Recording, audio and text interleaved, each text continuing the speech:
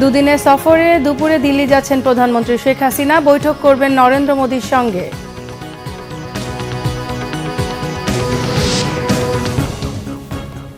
দেখছিলেন বিআরবি কেবল সংবাদ শিরোনাম, এবারে বিস্তারিত। ভারতের প্রধানমন্ত্রী নরেন্দ্র মোদির আমন্ত্রণে আজ নয়াদিল্লি যাচ্ছেন প্রধানমন্ত্রী শেখ হাসিনা। দুপুর 2টায় বাংলাদেশ বিমানের একটি বিশেষ ফ্লাইটে ঢাকা ছাড়বেন তিনি। নয়াদিল্লিতে রাষ্ট্রপতি ভবনে শনিবার প্রধানমন্ত্রী শেখ হাসিনাকে আনুষ্ঠানিক সংবর্ধনা দেওয়া হবে। প্রধানমন্ত্রীর কার্যালয়ের প্রেস উইং এক প্রেস বিজ্ঞপ্তিতে জানিয়েছেন, হায়দ্রাবাদ হাউসে ভারতের প্রধানমন্ত্রীর সঙ্গে একান্ত বৈঠক হবে প্রধানমন্ত্রী শেখ হাসিনা। দুদেশের মধ্যে বেশ কয়েকটি চুক্তি ও সমঝোতা স্মারক সই হতে পারে। এছাড়াও বাংলাদেশের প্রধানমন্ত্রীর সম্মানে রাষ্ট্রীয় মধ্যাহ্নভোজের আয়োজন রয়েছে। সফরের প্রথম দিন প্রধানমন্ত্রী শেখ হাসিনার সঙ্গে সৌজন্য সাক্ষাৎ করবেন ভারতের পররাষ্ট্রমন্ত্রী ডক্টর এস জয়শঙ্কর। ভারতীয় রাষ্ট্রপতি দ্রৌপদী মুর্মুর সঙ্গেও প্রধানমন্ত্রী শেখ হাসিনা একান্ত সাক্ষাৎ করবেন। সফরকালে রাজঘাটে মহাত্মা গান্ধীর সমাধিসৌধে শ্রদ্ধা জানাবেন বাংলাদেশের প্রধানমন্ত্রী। ঈদের ছুটি দুদিন আগে শেষ হলেও বাড়তি ছুটি নিয়ে বাড়িতে থেকে যাওয়া অনেকেই রাজধানীতে ফিরছেন আজ। রাজধানীমুখী ট্রেন ও লঞ্চগুলোতে আজ চোখে পড়ার মতো ভিড়। ফিরতি যাত্রা বেশ স্বাচ্ছন্দ্য ছিল বলে যাত্রীরা স্বস্তি প্রকাশ করেন। পরিবহন সংশ্লিষ্টরা বলেন, ফিরে আসা মানুষের এই চাপ কালও থাকবে। এদিকে অনেকেই বাইরে থাকায় এতদিন রাজধানীর রাস্তাঘাট বেশ ফাঁকা ছিল। চিরচেনা রূপে ফিরতে আরও কয়েকদিন সময় লাগবে ঢাকার। শুভ মাহফুজের রিপোর্ট।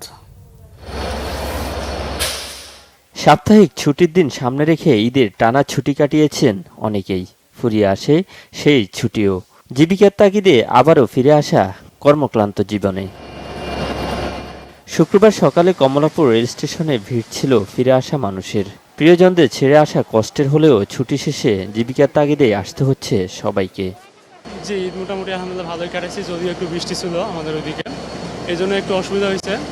তো ওভারঅল মোটামুটি ভালোই। জি আলহামদুলিল্লাহ ভালো ঈদ কাটছে পরিবারের সাথে, অনেক আনন্দ, ভালো লাগছে, খারাপ না। তবে কিছুটা ট্রেনের শিডিউল বিপর্যয় হয়েছে, তবে তুলনামূলকভাবে সেটা অনেকাংশে কম গতবার থেকে। পরিবারকে ছেড়ে আসতে খুব খারাপ লাগতেছে, তবুও কিছু করার থাকে না, যেহেতু আমরা চাকরি করি। কর্মস্থলে ফিরলাম তখন তো মনটা অবশ্যই খারাপ থাকবে। ভোর থেকে সদরঘাটেও ভিড়তে শুরু করে দক্ষিণাঞ্চল থেকে আসা লঞ্চগুলো।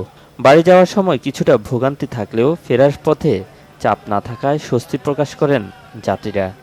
দীর্ঘ একটা ছুটি কাটালাম, এটার জন্য ভালো লাগতেছে। কালকে রোববার থেকে আবার কর্মজীবনে প্রবেশ করব। এই ভিড়ভাট্টার মধ্যে যাওয়াটা একটু কষ্ট, কিন্তু যেরকম কষ্ট সেরকম আবার দেখা যায় ঈদের পরে ভালো লাগাটা সেরকম কাজ করে না। আমাদের যেহেতু লঞ্চ যাত্রা আছে, অতটা ভোগান্তি হয় না, বেশ ভালোই লাগে আসতে। বুধবার থেকে সরকারি বেসরকারি অফিস খুললেও গেল 2 দিন ফাঁকাই ছিল রাজধানী। এখনো বন্ধ শিক্ষা প্রতিষ্ঠান। রবিবার থেকে ঢাকা আবার ফিরতে শুরু করবে সড়কে। শুভ মাহফুজ, বাংলা ভিশন, ঢাকা। পাহাড় ধসে কক্সবাজার শহরের বাদশাঘোনায় এক দম্পতির মৃত্যু হয়েছে। মধ্যরাতে ঘটনা ঘটে। কক্সবাজার পৌরসভার 9 নম্বর ওয়ার্ডের কাউন্সিলর হেলাল উদ্দিন কবির ঘটনার সত্যতা নিশ্চিত করেছেন। স্থানীয়রা জানান, রাতভর বৃষ্টির কারণে হঠাৎ পাহাড় ধসে স্থানীয়রা ফায়ার সার্ভিস এবং পুলিশকে বারবার কল করেও সাড়া পাননি। পরে তারা নিজেরাই মাটি কেটে দম্পতিকে উদ্ধার করে কক্সবাজার সদর হাসপাতালে নিয়ে গেলে তাদের মৃত ঘোষণা করে ডাক্তার। গেল বুধবার উখিয়ায় রোহিঙ্গা ক্যাম্পে আলাদা পাহাড় ধসের ঘটনায় 10 জনের মৃত্যু হয়েছিল। নিহতদের মধ্যে 2 জন স্থানীয় এবং 8 জন রোহিঙ্গা।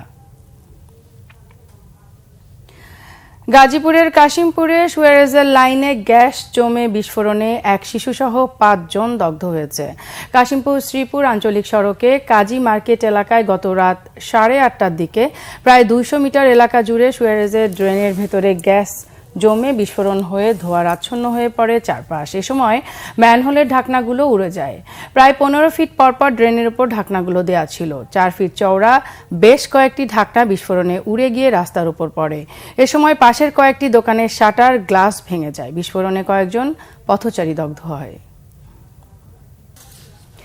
এই ছিল এখনকার মতো। পরের সংবাদ দুপুর 2টায়। এর আগে একটাই রয়েছে নিউজ টপ 10 দেখার আমন্ত্রণ রইল। এছাড়া বাংলা ভিশন সংবাদ ও সংবাদ সংশ্লিষ্ট অনুষ্ঠান দেখতে ভিজিট করুন www.bvnews24.com ও facebook.com/banglavisionnews এবং সাবস্ক্রাইব করুন youtube.com/banglavisionnews। এতক্ষণ সাথে থাকার জন্য ধন্যবাদ সবাইকে।